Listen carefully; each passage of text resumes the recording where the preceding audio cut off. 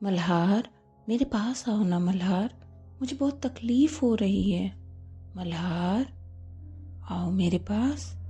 एक काला साया कमरे के एक कोने में बैठकर रोते हुए मल्हार को पुकार रहा था।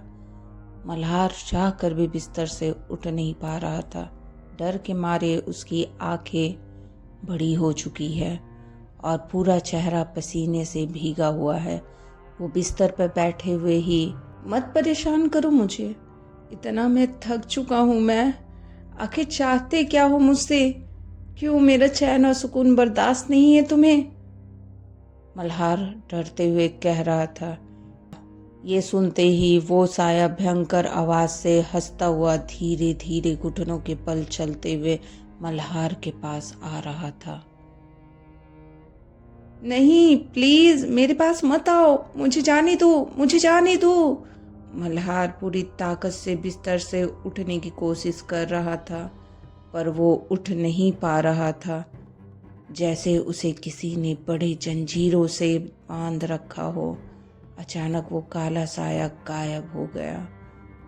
मल्हार की नज़र अब भी पूरे कमरे में दौड़ रही थी, पर वो साया उसे कहीं नजर नहीं आया।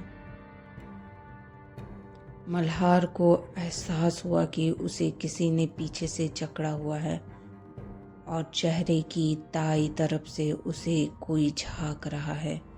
मल्हार अब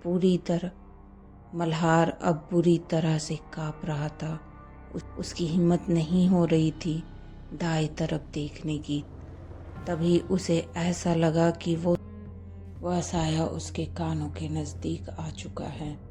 तुम्हें मरना होगा मल्हार, तुम्हें मरना होगा मल्हार, मरना होगा।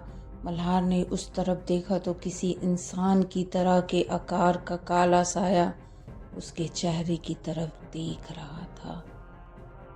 उस साये की लाल आंखें अब धीरे धीरे बड़ी हो रही थी। वो अब पहले से भी ज्यादा भयानक लग रहा था। ये देख मल्हार की चीख निकल गई। मुझे मत मारो, मुझे बचा लो तानिया, मुझे बचा लो, मुझे ये मार देगा।